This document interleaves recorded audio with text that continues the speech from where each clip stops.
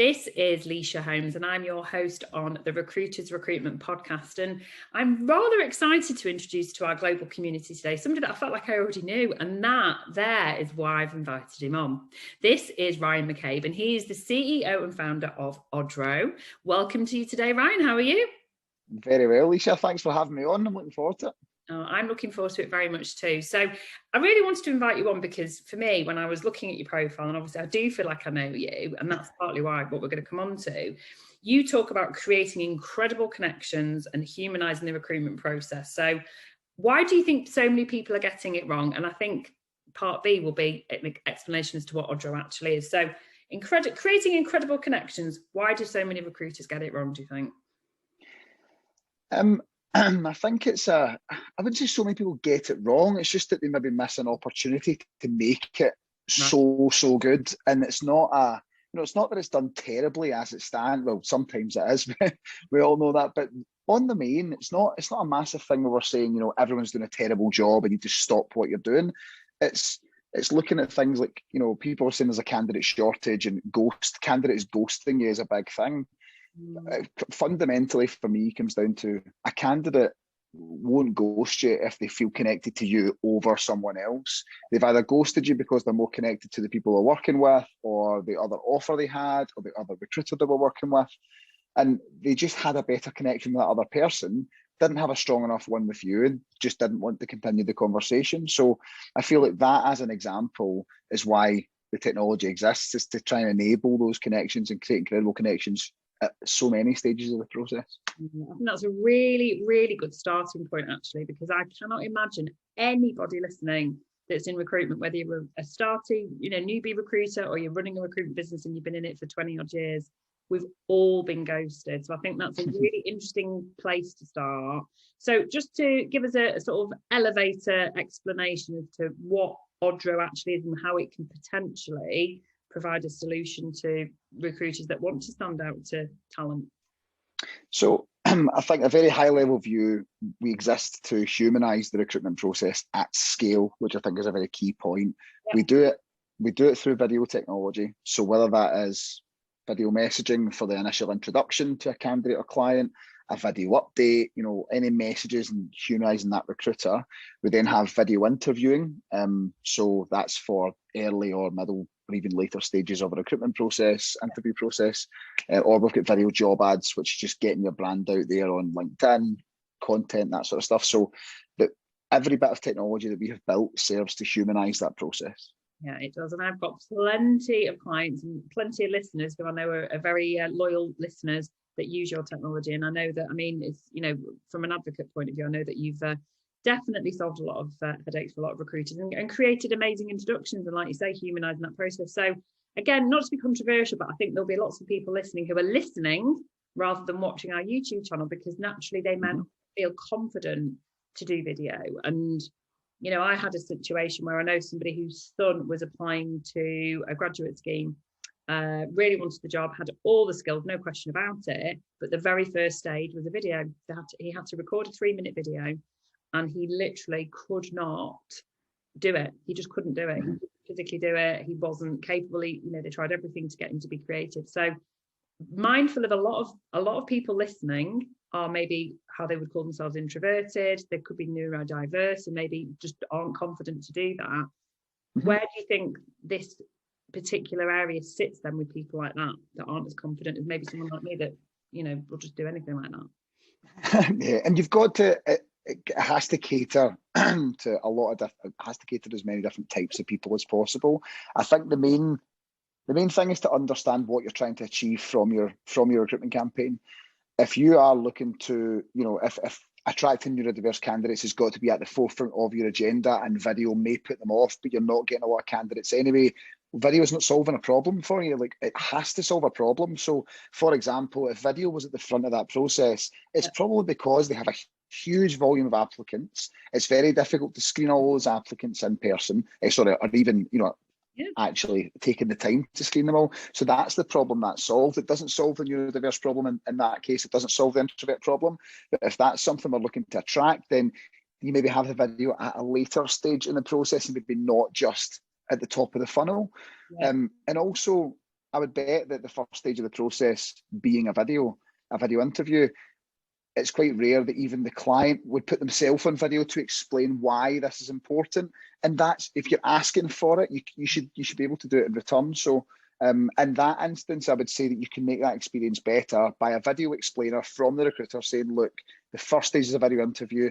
Don't worry about this. Don't worry about that. Don't worry about your background. Don't put a shirt and tie on. Don't, everything's okay, but this is why we do it. And that alone, we've seen that time and time again, massively increase not only kind of activation rates, but completion rates as well through the process. And I think that's the key thing, isn't it? That people, certainly leaders listening, will be thinking about. It's about completion of the process. It's about ROI. That's the reality. It's not about how many hits you get. So I think that's really important. And I think going back to your first point about the ghosting element, I think to listen to somebody is one thing, but I think to actually see them, and obviously we're a virtual world predominantly, aren't we? Because the world's a small place, but we can do it all on video.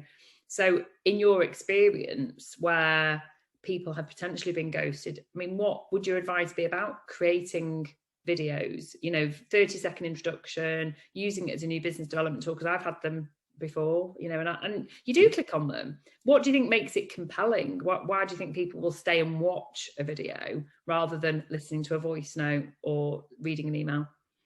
So the guide that we've kind of banged on about for years is the first 15 seconds has got to be all about the person that you're sending a message to even just to kind of break the pattern. Don't introduce yourself. Right. So when you record that first video, it would be, Leisha, I've been listening to your podcast now for a year. I love this guest, and I love that you recruit in this space. That initial opener has given me enough credibility for you to listen to my pitch, if you like, for the next 15 seconds. Yeah. So you've got to get the hook, so basically prove that you've done your homework, prove that you're credible with a really short, sharp, hyper-personal point at the start of the video. That's what I would recommend if you're trying to create the best possible connection with someone, is just prove that you're putting the effort in. Yeah, no, I agree with you. And actually, the proof is in the pudding. I did exactly that with Professor Damien Hughes, who is the co-host on the High Performance podcast. And I sent him a really short video on LinkedIn. Never thought for a second he'd even look at it or respond. And I got a message back going, I'd love to come on. And I was like, it worked. Brilliant. Yeah, it does. I've done Stephen Bartlett and he's ignored me. But, I keep trying. Tried him on Instagram, tried him stalking everywhere.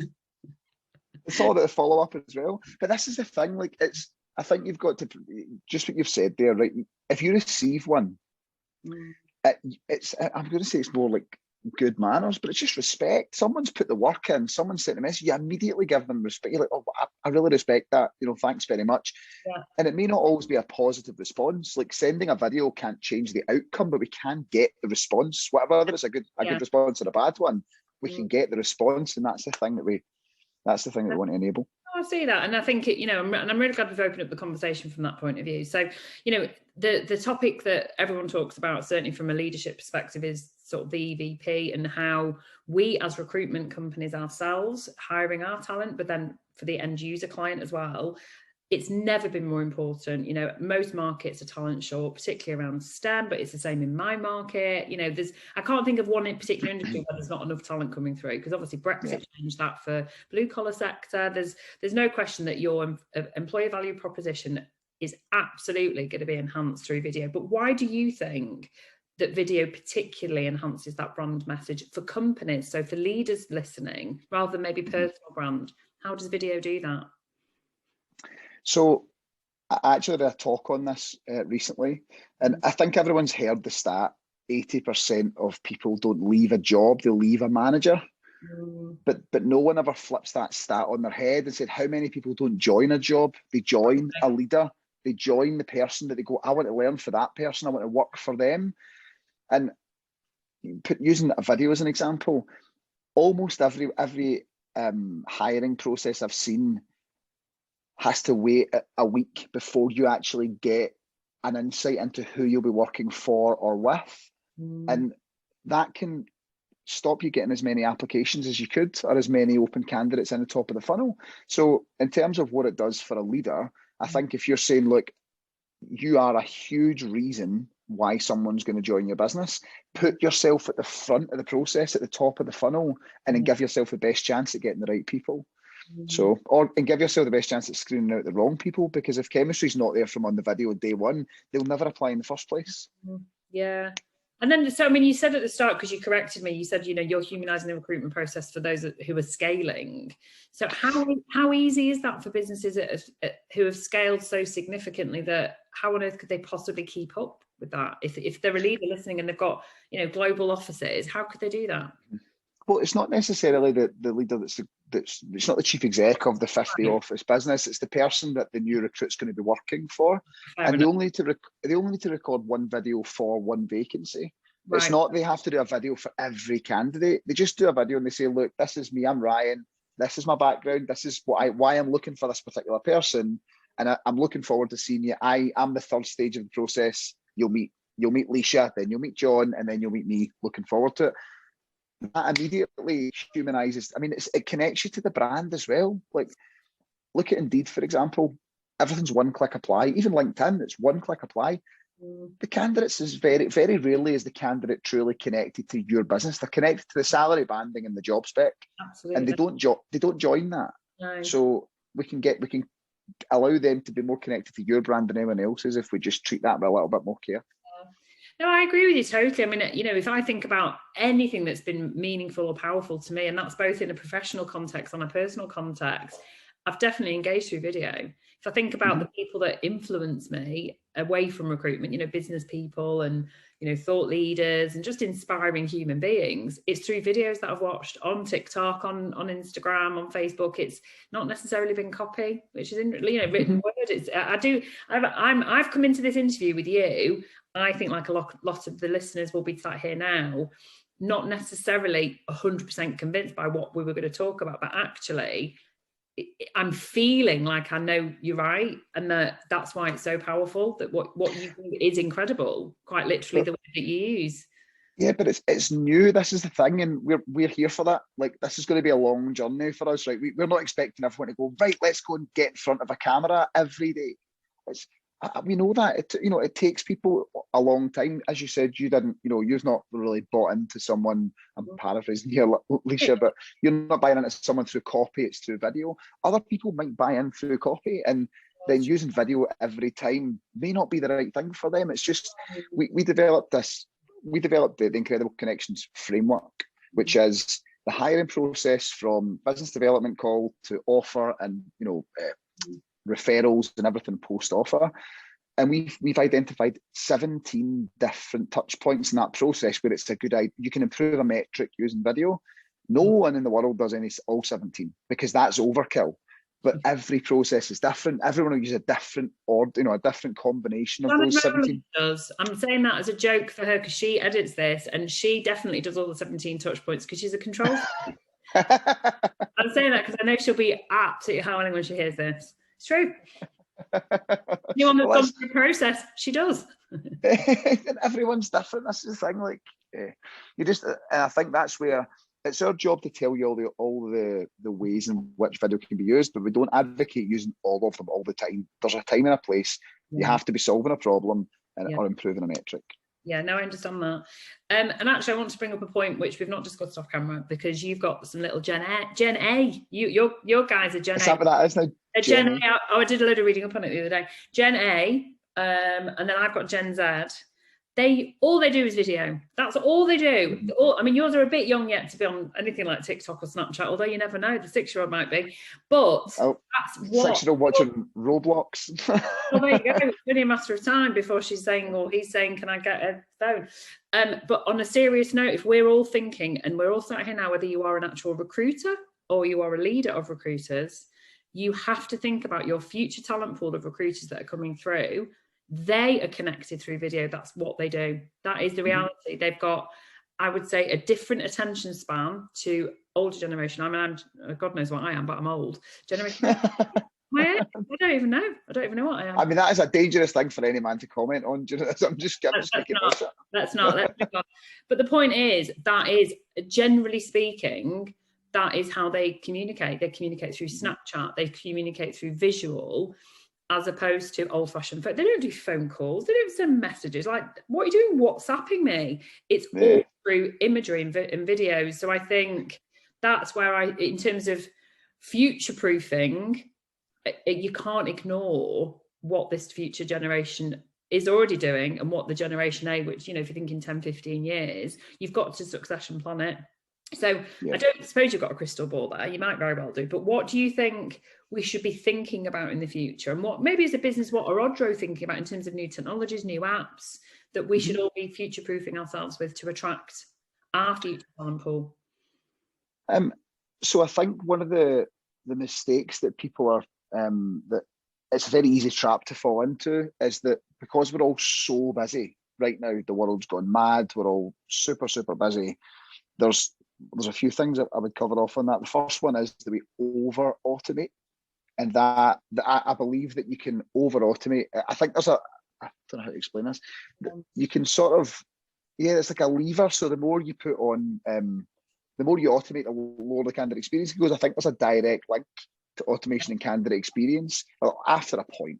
And I feel like that was a big thing about humanizing the process at scale, because I believe automation is almost a necessity a lot of the time, but you can humanize it by just putting a video on, or even a picture, even something, just to make sure that it's not an organization or an entity you're dealing with, it's a person on the other end of it. So I feel like that's something we're going to be able to do better as time goes on, is kind of humanize that automation, make it feel a bit more, a bit nicer for candidates. And I also feel like a bit of a geek right now for the economy and watching what's happening, just because it's all so wild right now. And I follow a couple of economists in the States, and there's one guy in particular in the US that released this really big article last week about, basically, long story short, 6 months, but with the interest rates rising and inflation going off a scale, the recruitment market could be very different by then. And I think that we should be focusing now on just making sure that we're providing the best service to clients and candidates, because right now, service doesn't have to be A-star to get the same revenue. That's a problem. It's a dangerous drug to be addicted to. You can provide a C+ service and get A+ money. And that's going to change, whether it's the end of this year, end of next year, regardless. There's going to come a point where they go, no, I'm paying A+ money, I want A+ service.